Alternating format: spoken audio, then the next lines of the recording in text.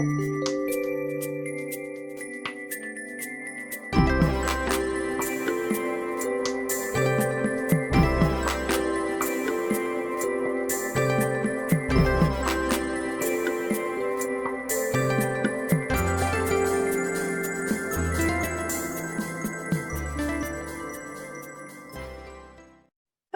and welcome to Pandora Astrology's monthly horoscope for June of 2023. We are the astrologers of Pandora Astrology. I'm Jamie Kale Miller. I'm in Berkeley, California. And I'm Julia Mijas, and I'm in San Francisco, California. Let's take a look at what's happening in June. Happy birthday, Gemini. If you haven't gotten your yearly birthday reading yet, it's not too late to benefit from a thorough look at your solar return birthday chart. It tells you all about the year ahead, and it comes with fantastic affirmations you can use all year to create your best life. You'll find a link for it in the description below. Well, on June 11th, Pluto retrogrades into Capricorn. So Pluto starts the month in Aquarius, right here in your 9th house. He's only been there for a couple of months, hinting at the transformations that are going to come to your worldview, but they're really going to begin in 2024. This has really just been a hint, and he quickly retrogrades back into your 8th house, where he's been for more than a decade, bringing lots of transformation to your deep psychological inner terrain, also to your intimate relationships with other people, whether those relationships are, physical or emotional or financial in their nature. So Pluto's really been stirring the pot and bringing about transformation. And during this past decade plus, it really started. Pluto entered Capricorn in February of 2008. And it's in Capricorn until January of 2024. So that's, a good long time, definitely more than a decade. In which you may find that you're coming out the other side almost as a different person and feeling so much more aware of what goes on down in the depths of you, and feeling so much more clarity about that, and maybe feeling empowered by that. It's really been a good time for a therapy process or a rehab process, for getting control of your life again. So that's really a great use of Pluto in Capricorn. And you might find there's just a little bit more of that Pluto wants to give you before he leaves Capricorn and moves on into your 9th house, where he's going to be starting next year and for at least a decade from there. I also want to speak to Saturn traveling through your 10th house here in Pisces. And starting the month here and then going retrograde on the 17th. Boom, there it is, a little red RX symbol.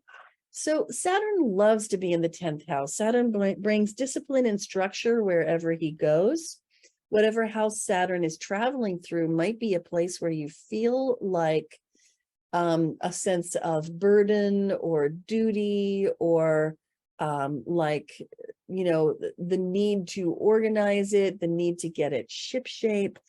And the 10th house really bears up well under the pressure of Saturn, because this is Saturn's own home house and it's the domain of career and authority. So when Saturn comes into your 10th house, my favorite phrase is, your work is cut out for you. In other words, there's so much to do. You're so busy building in your career. Perhaps your authority is being tested. You are hard at work developing your expertise and beginning to position yourself as a real expert in your field. And it doesn't even matter what age you are, as long as you're not in childhood. This transit is so great for pushing onward towards your goals.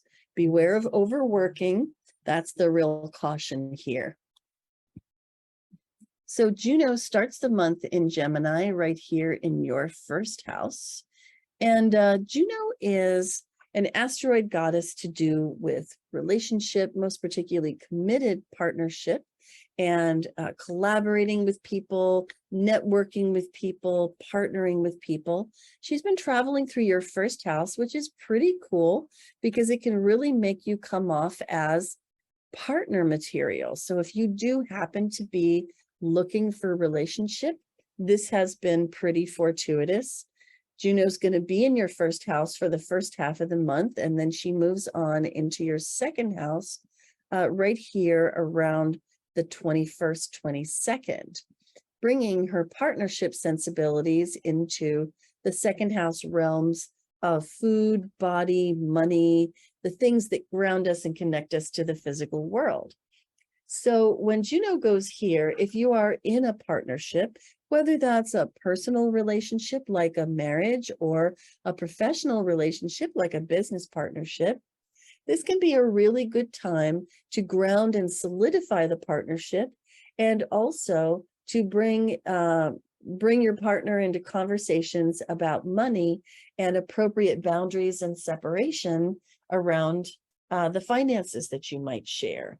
So this can be a good and a fruitful time for conversations around that can help to strengthen the bond through a situation of mutual trust, because everybody knows where the financial lines are.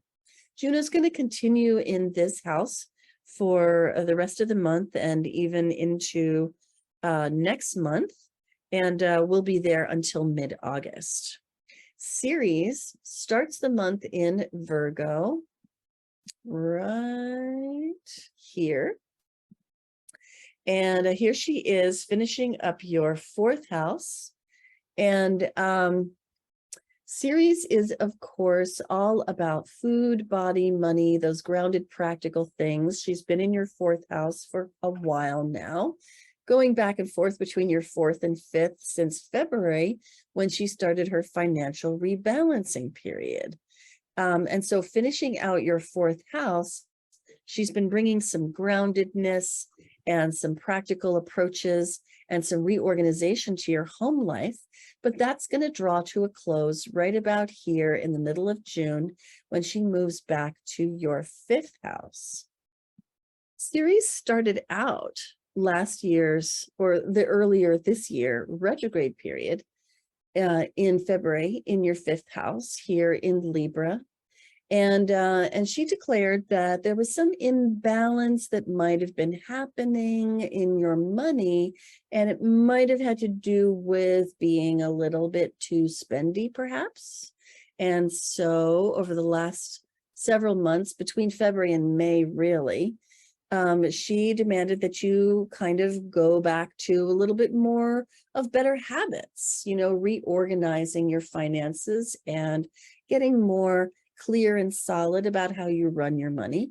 But that process is over. It finished in early May, and now Ceres has speeded up and is moving on, and whatever good habits you put into place should continue from here.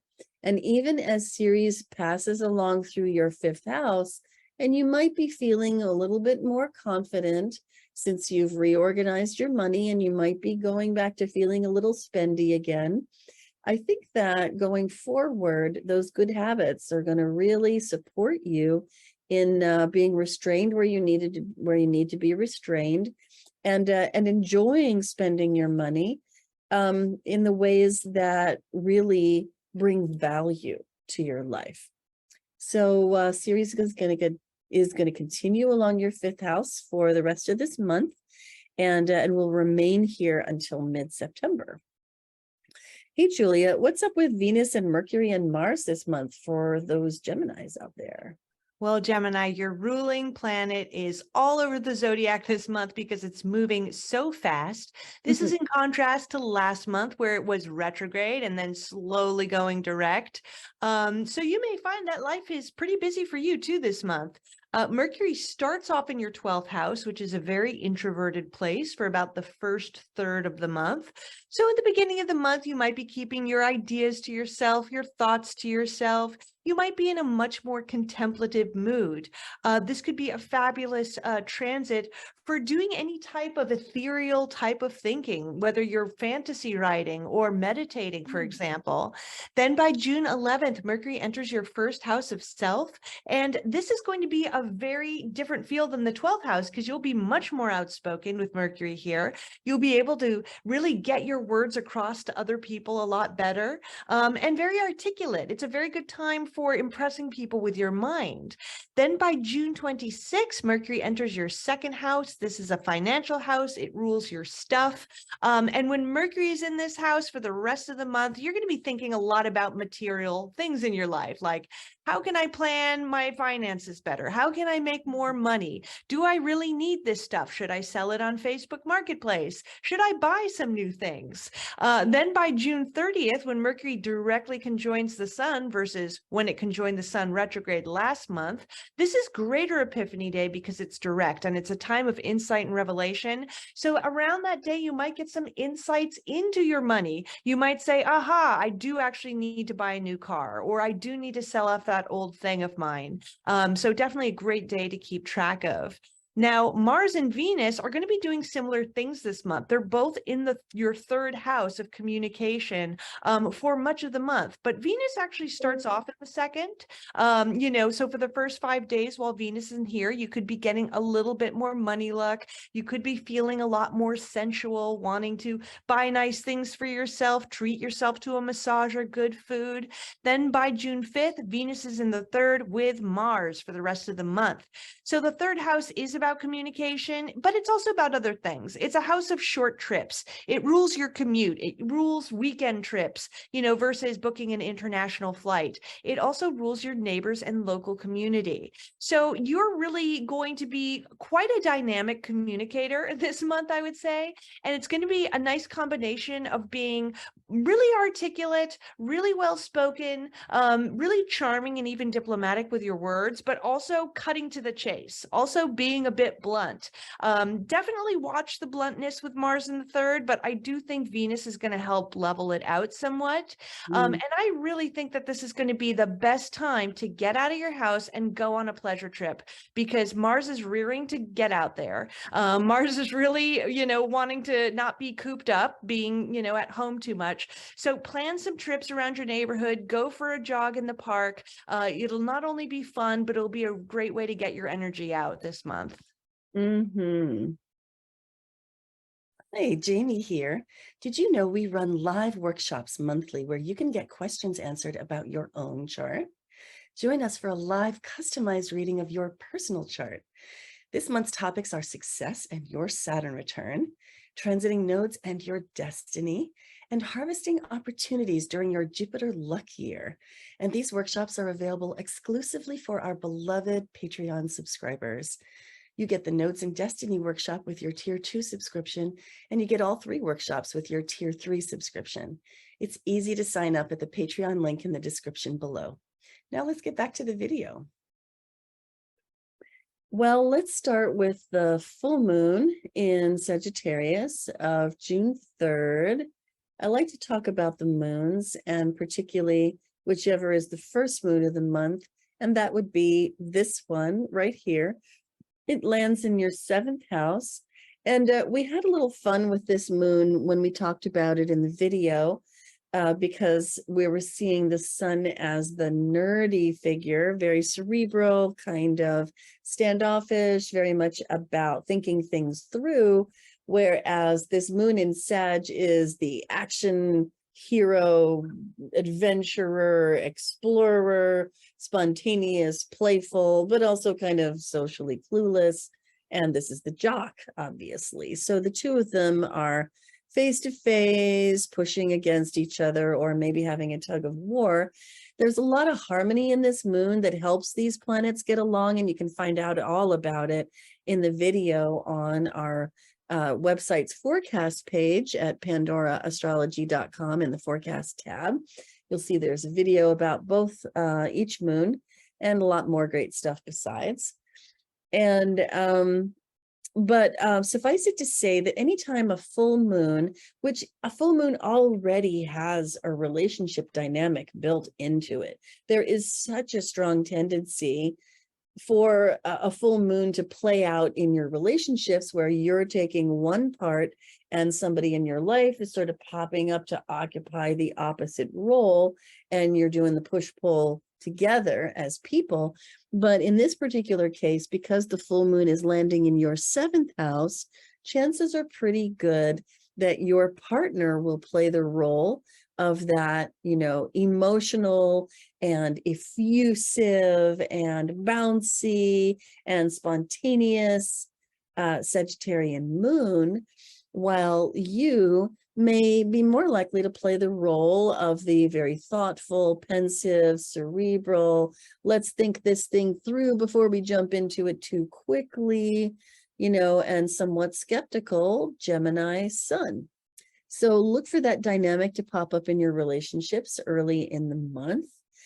And then the second moon of the month is coming up on the 17th.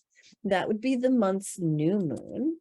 It's in Gemini, also falling in your 1st house, coming as the sun is beginning to finish out the sign, getting towards the end of Gemini there, and joined by the moon.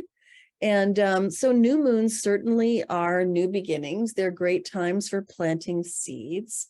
This one plants the seeds of ideas, or lets the seeds of ideas pop out of the seed case and fly around and plant themselves wherever they want to go. That would certainly be true for the mutable nature of Gemini.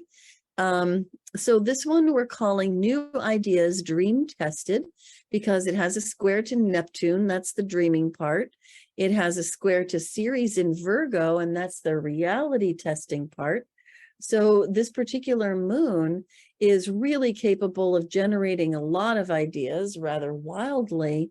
And then you can take those ideas into the laboratory of your imagination and see how they play out there on the view screen of your inner mind.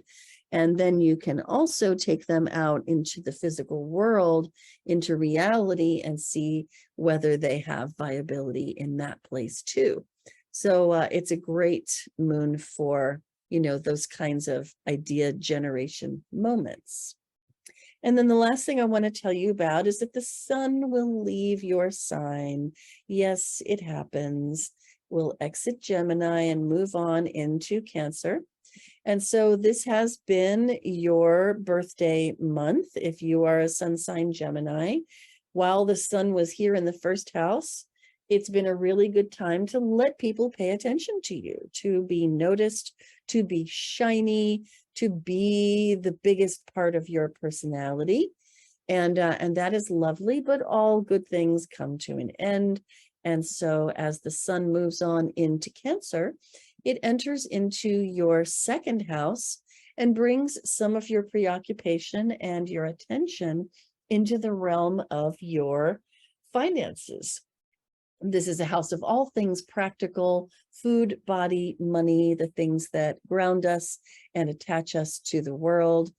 And when the sun comes into any new house, you want to shine the sunlight of your high quality attention there so that things can thrive and flourish. And so when the sun moves into your 2nd house is a really good time to pay some high quality attention to your finances and how they are going, your food and eating and how that is going, and the ways that you take care of and manage your physical self for your health and longevity.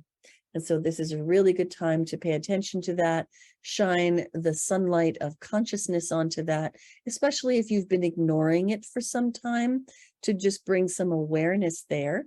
The sun will be in your 2nd house for about 30 days, which is definitely plenty of time to figure out, how you might want to be eating differently, or running your money differently, or keeping your records differently, or whatever changes to your habits that you might want to do. Well, that's all we have for you today. If you love Pandora Astrology's free and informative horoscopes, then please do hit that like button, subscribe to our channel, and share our horoscopes with your friends. You can find out so much more about how this month's transits affect you in very personal timing in our monthly transits workshop for Tier 2 patrons on Patreon. And it's practically free at $15 a month. Find the link in the description below to sign up. Enjoy this beautiful springtime. And until next time, we'll see you around the cosmos. Bye-bye.